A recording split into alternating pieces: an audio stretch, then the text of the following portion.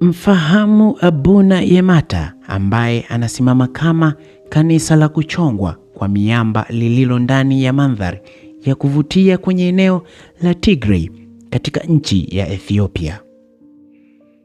Kanisa hilo lilichongwa kwenye mlima wa kuvutia wa karibu mita 2580 sawa na futi 8465 juu ya usawa wa bahari.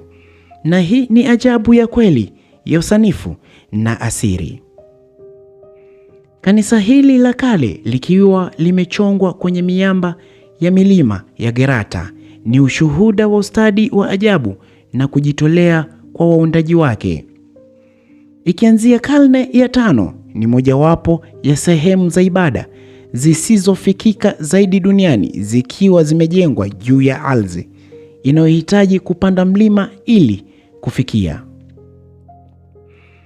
Kanisa hilo linalojulikana kwa picha zake za fresko zilizohifadhiwa vizuri ambazo hupamba kuta na dari za ndani zinazoonyesha matukio kutoka kwa Biblia na historia ya Kikristo ya Ethiopia.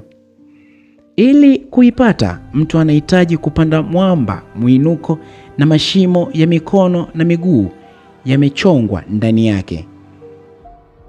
Hii ni moja ya makanisa 35 nchini Ethiopia yaliyojengwa katika sehemu za juu kama hii. Tafadhali ungana nasi wakati mwingine kwa kusubscribe channel yetu ya YouTube. Until the next time, bye bye. Pow.